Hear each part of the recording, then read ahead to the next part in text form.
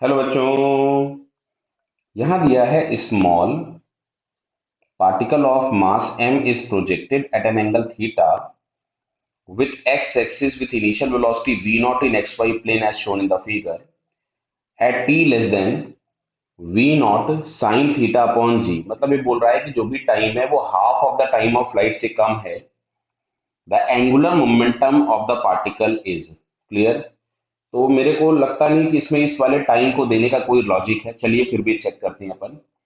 तो सबसे पहले यहाँ पे हम लोगों को जैसे पॉइंट पार्टिकल के लिए अगर हम एंगुलर मोमेंटम डिफाइन करते हैं एल, तो ये हम लोग डिफाइन करते थे M into are cross V. यानी हम लोगों को कुल मिला के चाहिए क्या फिलहाल अभी? आर वेक्टर चाहिए किसी भी टाइम पर और वी वेक्टर चाहिए। तो अच्छा, आर वेक्टर को हम लोग लिख सकते थे x I cap plus Y J cap. Clear है? प्लस जेड के कैप भी लिख सकते थे, बट यहाँ पे मोशन हम लोगों के पास केवल एक्स और वाई प्लेन में है, तो इतना ही लिख के छोड़ देते हैं। प्रोजेक्टाइल में हम लोगों को पता है कि जो हॉरिजॉन्टल कंपोनेंट होता है वहां एक्सेलरेशन जीरो होता है, तो सिंपल हम इसको लिख सकते थे V naught cos theta horizontal velocity into T. क्यों? इसको हम लिख रहे हैं एस बराबर UT plus half A T square. Similarly vertical में अगर हम लिखते हैं तो एस बराबर UT plus half A T square, यहाँ पे ग्रेविटेशनल एक्सेलरेशन एक्ट होता है, तो ये हो जाएगा V naught sine theta T minus 1/2 G T square. Clear है बेटा? तो ये हम लोगों को यहाँ से आर वेक्टर मिल जाएगा, मैं एक्स और वाई की वैल्यू पुट कर दूंगा। सिमिलरली अगर हम यहाँ से v वेक्टर निकालते हैं तो v इज इक्वल्स टू हम लोगों को लिखना पड़ता है यहाँ से V X I cap plus V Y J cap. फिर से मैं यहाँ पे अगर vx की बात करूं तो हॉरिजॉन्टल कंपोनेंट प्रोजेक्टाइल में हमेशा कांस्टेंट होता है, तो vx इज इक्वल्स टू तो हम लोगों को मिल जाता v नॉट कॉस थीटा। जबकि vertical component under gravity move करेगा तो v बराबर u, ठीक है, प्लस एटी, और ए की जगह हमारे पास मिलेगा माइनस जी। तो यहां से हम लोगों के पास वेलोसिटी वेक्टर मिल जाएगा जिसका ये एक्स कंपोनेंट और ये वाई कंपोनेंट। अब हम लोगों को चाहिए था एल, तो एल इज इक्वल टू आएगा M into are cross V. Clear है? तो हम लोग सबसे पहले आर क्रॉस वी निकाल ले, बाद में उसमें हम एम से मल्टीप्लाई कर देंगे। तो देखो आर क्रॉस वी निकालने के लिए हम लोगों ने डिटर्मिनेंट वाला मेथड पढ़ रखा है। नहीं पढ़ा है तो अच्छी बात नहीं, गलत बात है, पढ़ा होना चाहिए। आई कैप, जे कैप और के कैप। क्लियर? तो इस तरीके से यहाँ पे हम लोग इसको सबसे पहली लाइन में आई कैप जे कैप के कैप लिखते हैं। फिर जो यहाँ पे पहला वेक्टर होता है उसके कोफिशिएंट, मतलब यहाँ पे एक्स के आर के कोफिशिएंट, तो आर का एक्स आई कैप वाला जो है वो ये आपके पास है, कितना है? V naught cos theta into T बराबर है। और वाई वाला हमारे पास कितना है? V naught sine theta T minus 1/2 G T square. Clear है? इसको मैं के कैप को और बाद में लिख दे रहा हूं, यहाँ पे ये है के कैप, और के कैप का कोई भी कोफिशिएंट नहीं है तो हम इसको जीरो कर देंगे। सिमिलरली अगर हम v का लिखेंगे तो v का जो x कंपोनेंट है वो है v नॉट कॉस थीटा, और जो y कंपोनेंट इसका है वो है v not sine theta minus GT. और इसमें भी k कैप का कोई कंपोनेंट नहीं, तो जीरो हो गया। क्लियर? फिर हम लोग क्या लिखते थे? यहां से देखोगे आई कैप, अब अगर क्रॉस मल्टीप्लाई करोगे तो दिख रहा था कि इसका मल्टीप्लीकेशन आप जीरो के साथ करोगे तो ये जीरो हो जाएगा, माइनस फिर इसका मल्टीप्लीकेशन जीरो के साथ करोगे तो फिर जीरो हो जाएगा। मतलब आई कैप के साथ सब कुछ मिल गया जीरो। जे कैप, अब जे कैप में इसका मल्टीप्लीकेशन जीरो के साथ जीरो हो जाएगा, इसका मल्टीप्लीकेशन जीरो के साथ जीरो हो गया, मतलब केवल और केवल हम लोगों को मिल रहा है यहाँ से के कैप।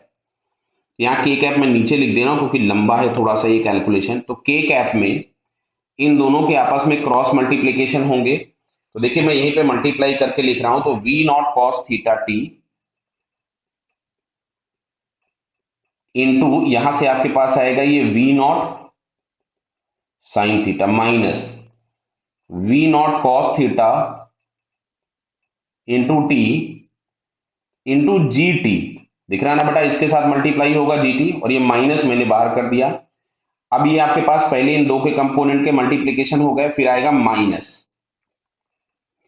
अब इन दो का मल्टीप्लीकेशन करेंगे हम लोग। क्लियर? तो यहां से हमारे पास आएगा v naught cos theta into v naught sine theta t. फिर ये वाला जो माइनस होगा, माइनस माइनस यहां पे आपके पास आ गया, तो कितना मिल रहा है? ये we naught cos theta into half g T square. Clear है बताइए। तो ये फाइनली हमारे पास के कैप वाला आ गया। तो दिख रहा आई कैप जे कैप तो जीरो है, बचेगा केवल के कैप। अब हालांकि मैं चार ऑप्शन चेक करते हैं तो चार ऑप्शन में दो दिए हैं के कैप के लॉन्ग।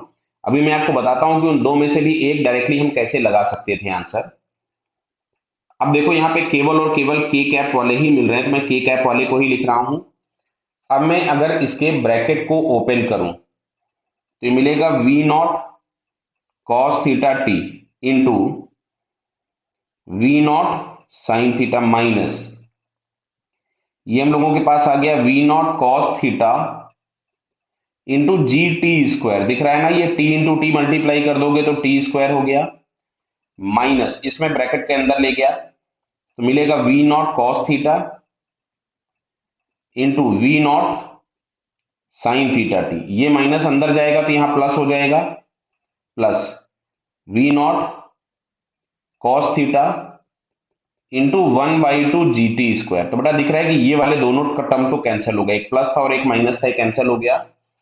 और अब यहां से हमको दिख रहा है कि ये वाला एक माइनस है और ये वाला प्लस है और माइनस वाला वन है। तो ये आपके पास अगर वन में से हाफ माइनस करोगे तो मिलेगा minus we naught cos theta g T square by 2 times k cap. तो ये फाइनली हम लोगों को आंसर मिल जाएगा। तो चलो मैं आंसर चेक करता हूं। अच्छा, इसमें m से अभी हमने मल्टीप्लाई नहीं किया, ये हम लोगों ने केवल और केवल निकाला था r क्रॉस v की वैल्यू। क्लियर है। तो अब अगर हमको l चाहिए होगा तो L is equal to m cross v होगा। एम भी आ जाएगा इसमें, m into are cross v, तो मिलेगा m v naught g T square by 2 cos theta times k cap. Clear है। तो ये जरा ऑप्शन चेक करिए। तो ये हम लोगों को ऑप्शन दिख रहा है कौन सा, थर्ड वाला। क्लियर है। तो थर्ड वाला ऑप्शन हम लोगों के पास करेक्ट हो गया। अब ध्यान से देखो ये कैसे भाई, मान लो एग्जाम में आएगा, ये तो मेरे को सॉल्व करके आपको दिखाना था इसलिए मैंने इतना लंबा आपको करके दिया, बट अगर पेपर में क्वेश्चन आएगा तो आपको करना कैसे, ध्यान से सुनिएगा। किसी भी मोमेंट पे कहीं भी देख लो, जैसे ये टाइम इन्होंने पता नहीं क्यों दिया हुआ है, ये टाइम इनको लिखना चाहिए था टू, मतलब पूरे टाइम ऑफ लाइट से छोटा। मान लो कहीं पे भी पार्टिकल है, मान लेते यही है पार्टिकल, तो इसकी वेलोसिटी इधर होगी और इसका जो आर वेक्टर होगा वो इधर होगा। ध्यान से देख लो, ये होगा आर वेक्टर। क्लियर। अब अगर हम आर क्रॉस वी करेंगे तो हम सभी लोगों को दिख रहा होगा आर क्रॉस वी जा रहा है इनसाइड द प्लेन, और इनसाइड द प्लेन बोले तो माइनस के कैप, और माइनस के कैप वाला यहाँ पे केवल और केवल ये एक ही आंसर दिया था। तो एग्जाम में तो बेटा हम इस तरीके के थोड़े बहुत चीजों को भी करेंगे तभी हम ज्यादा क्वेश्चंस लगा पाएंगे। ठीक है। बाकी प्रॉपर सोल्यूशन इसका क्या होना चाहिए तो वो इस तरह से सॉल्व होगा। क्लियर है बेटा सभी को। तो finally third answer is correct. Okay, all the best.